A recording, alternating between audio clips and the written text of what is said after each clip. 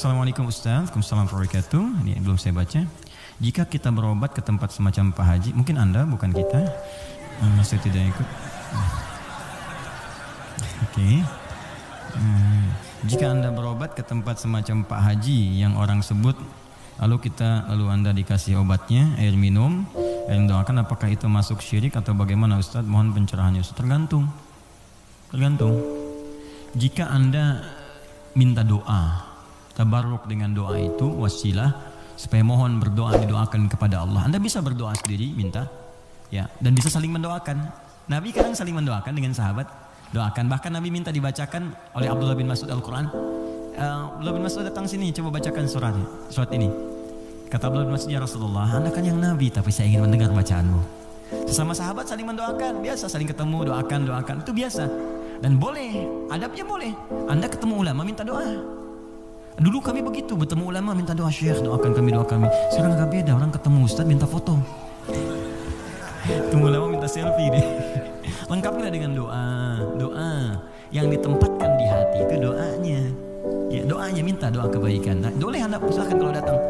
Itu dalilnya diantaranya Quran surah ke-5 tadi ayat 35. Ya ayyuhalladzina amanu taqullaha wabtaghu ilaihil wasilah. Hai orang-orang beriman, tingkatkan takwamu kepada Allah dan cari wasilah untuk mendekat kepada Allah. Apa diantaranya? Kisah yang paling tepat untuk menjawab ini adalah tentang Al-Fatihah itu. Jadi ada seorang yang sakit tadi, ya, kepala suku di Arab, sakit kemudian zaman itu, lalu dia minta kepada para sahabat, ngutus ajudannya, ya, untuk bertanya ada nggak yang bisa menyembuhkan. Kata sahabat, Allah yang sembuhkan. Datang didoakan dengan baca Al-Fatihah. Itu kan paling gampang. Ketika didoakan itu dengan baca Al-Fatihah, sembuh. Saat sembuh itu dikasihlah kemudian kambing beberapa ekor. Takut, dibawalah kepada Nabi. Ini indah sekali. Dilaporkan kepada Nabi karena takut kambing itu gratifikasi. Tuh, ini bagus sekali.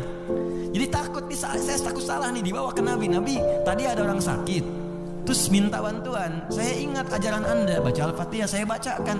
Habis itu dikasih kambing begini. Nabi langsung senyum, ketawa, tabassum dhahikan. Gitu ya, kurang lebih. Kata Nabi, tahu dari mana engkau Al-Fatihah bisa punya manfaat seperti itu? Maka kata Nabi, bagikan kambingnya, coba berikan aku bagiannya. Maksudnya Nabi, yuk kita nikmati sama-sama itu. Silahkan kita nikmati, syukur kepada Allah Subhanahu Wa Taala.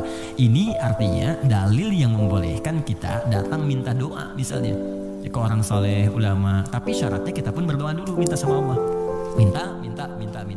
Lalu Allah lebih senang kita minta kepada Allah dengan bahasa hati kita. Setelah itu kita berwasilah minta pada orang saleh yang baik, minta kebaikan, lalu dia doakan kepada kita semua. Jelas sampai sini?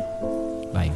Kalau ada yang khusus semacam tertentu, ada pengaruh jin atau apa, biasanya dia diangkat tuh, mengangkat sesuatu yang bukan dari tempatnya.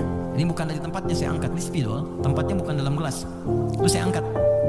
Jin tempatnya bukan di tubuh kita angkat. Bahasa Arabnya raka, ya, raka yarka atau raka yaraki, tarqiyatan wa ruqyatan, maka disebut ruqyah namanya. Terus ya, ada ruqyah. Ruqyah itu macam-macam, ada yang dengan bacaan saja, ada yang dengan air, misalnya air terus diminum, ya. Ada yang dulu ruqyah terkenal sekali, orang soleh, dia sakit, punya anak sakitnya lumpuh semua. Nah, begitu lumpuhnya orangnya baik sekali, kesolehannya nampak pada prasangka baiknya. Jadi semua yang datang prasangka baik aja. Malam-malam, Bu, bayangkan ada perampok datang tengah malam. Ini kisah ini sangat populer sekali. Perampok serombongan datang ke rumahnya. Karena prasangka baik ini dikira mujahid fisabilillah mampir. Dulu kan bukan kayak kita sekarang kan, rombongan mujahid dengan ini kan nggak kelihatan tuh. Malam-malam datang dikira mujahid. Begitu dibuka pintu, oh ahlan wa sahlan, mujahid, masya Allah, silahkan masuk. Bayangkan perampok disuruh masuk. Disebut mujahid fisabilillah, datang. Akhirnya apa yang terjadi? Silahkan, duduk dulu, istirahat dulu, mandi dulu. Dimintalah berwudu semua. Tolong para mujahid silahkan berwudu dulu. Ya, wudu. Supaya apa? Salah satunya, ternyata di bawah keran itu dia simpan bejana untuk menampung air wudu mereka. Ini kisah nyata, benar terjadi. Jadi bukan rekaan, ini kisah nyata sampai riwayat kepada kita dan valid riwayat dari orang-orang salaf dulu. Di begitu air wudunya tumpah ke situ, dan dia melihat orang-orang perampok tadi, kok ada anak ini nggak bangun. Ya kata mereka ke bapak tadi, ini siapa? Ini anak saya, dia kena lumpuh katanya. Oh gitu, dan duduk dijamu dengan makan semua. Udah rapi, suruh wudu, makan, pulang mereka. Nah, begitu pulang, ini yang menarik. Beberapa pekan kemudian datang lagi. Dibuka lagi mujahid, katanya masya Allah. Yang buka siapa? Yang buka anak kemarin kan lumpuh dia, sekarang bisa buka katanya kan.